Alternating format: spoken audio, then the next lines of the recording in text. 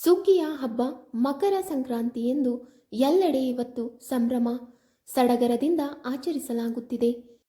ಹಿಂದೂ ಧಾರ್ಮಿಕ ಪದ್ಧತಿಗಳ ಪ್ರಕಾರ ಮಕರ ಸಂಕ್ರಾಂತಿ ಹಬ್ಬಕ್ಕೆ ವಿಶೇಷ ಮಹತ್ವವನ್ನು ನೀಡಲಾಗಿದೆ.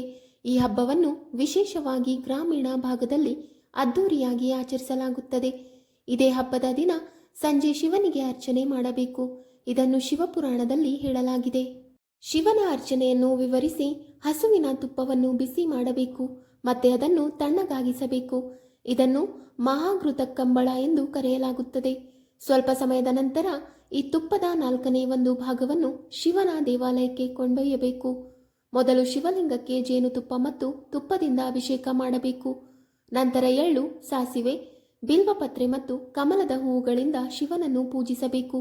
ಆರತಿ ಮುಗಿದ ನಂತರ ತುಪ್ಪವನ್ನು ಬ್ರಾಹ್ಮಣರಿಗೆ ದಾನ ಮಾಡಬೇಕು.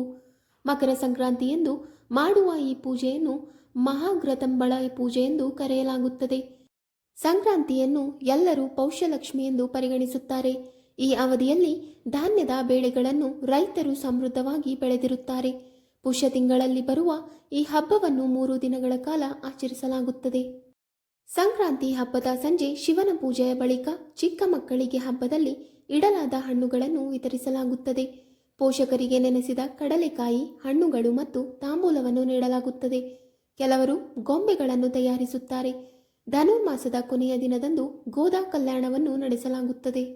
ಸಂಕ್ರಾಂತಿಯ ದಿನದಂದು ಮನೆಯ ಮುಂಭಾಗದಲ್ಲಿ ದೊಡ್ಡ ಡ್ರಮ್ ಅನ್ನು ಇರಿಸಲಾಗುತ್ತದೆ. ಇದು ದೊಡ್ಡ ಹಬ್ಬವನ್ನು ಆಹ್ವಾನಿಸುವ ಸಂಕೇತವಾಗಿರುತ್ತದೆ. ಈ ದಿನದಿಂದ ಉತ್ತರಾಯಣದ ಪವಿತ್ರ ಋತುವು ಪ್ರಾರಂಭವಾಗುತ್ತದೆ. ಈ ದಿನ ರೈತರು ದವಸ ಧಾನ್ಯಗಳನ್ನು ಬೆಳೆದು ಮನೆಗಳಲ್ಲಿ ತುಂಬಿಸಿಕೊಂಡಿರುತ್ತಾರೆ. ಹೀಗಾಗಿ ಇದನ್ನು ಬೇಳೆಗಳ ಹಬ್ಬ ಎಂದು ಕರೆಯಲಾಗುತ್ತದೆ. ಸೂರ್ಯನ ಸಂಕ್ರಮಣದ ಸಮಯದಲ್ಲಿ ಸ್ನಾನ ಮಾಡದವನು 7 ಜನ್ಮಗಳಲ್ಲಿ ಅನಾರೋಗ್ಯಕ್ಕೆ ಒಳಗಾಗುತ್ತಾನೆ ಮತ್ತು ಬಡತನವನ್ನು ಅನುಭವಿಸುತ್ತಾನೆ.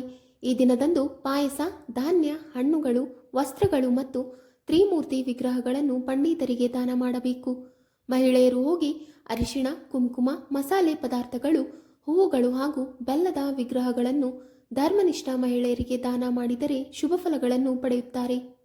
ಮಕರ ಸಂಕ್ರಾಂತಿ ದಿನ ಇದೊಂದು ಕೆಲಸ ಮಾಡಿದರೆ ಜೀವನ ಪೂರ್ತಿ ಬರಿದಾಗುವುದಿಲ್ಲ ಖಜಾನೆ. ಈ ದಿನ ಮಾಡುವ ದಾನಕ್ಕೆ ವಿಶೇಷ ಮಹತ್ವವಿದೆ. ಮಕರ ಸಂಕ್ರಾಂತಿಯ ದಿನದಂದು ಜನರು ದಾನ, ಉಪವಾಸ ಮಾಡುತ್ತಾರೆ. ಪ್ರತಿಯೊಬ್ಬರೂ ವಿವಿಧ ವಸ್ತುಗಳನ್ನು ದಾನ ಮಾಡುತ್ತಾರೆ ಮತ್ತು ಈ ದಿನದಂದು ಶುಭ ಕಾರ್ಯಗಳು ಪ್ರಾರಂಭವಾಗುತ್ತವೆ.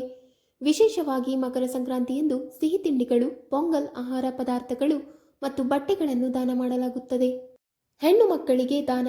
ಜನರು ದೇವಸ್ಥಾನಗಳಿಗೆ ಹೋಗಿ ದಾನ ಮಾಡುತ್ತಾರೆ ಅಥವಾ ಕುಟುಂಬದ ಹೆಣ್ಣು ಮಕ್ಕಳಿಗೂ ದಾನ ನೀಡಬಹುದು. ಬ್ರಾಹ್ಮಣರಿಗೆ ಆಹಾರ ನೀಡಲಾಗುತ್ತದೆ. ಧಾರ್ಮಿಕ ವಿಧಿವಿಧಾನಗಳನ್ನು ನಡೆಸಲಾಗುತ್ತದೆ. ಮಕರ ಸಂಕ್ರಾಂತಿಯ ದಿನದಂದು ದಾನ ಮತ್ತು ಒಳ್ಳೆಯ ಕಾರ್ಯಗಳನ್ನು ಮಾಡುವುದರಿಂದ ಅದೃಷ್ಟದ ಬಾಗಿಲು ತೆರೆಯುತ್ತದೆ.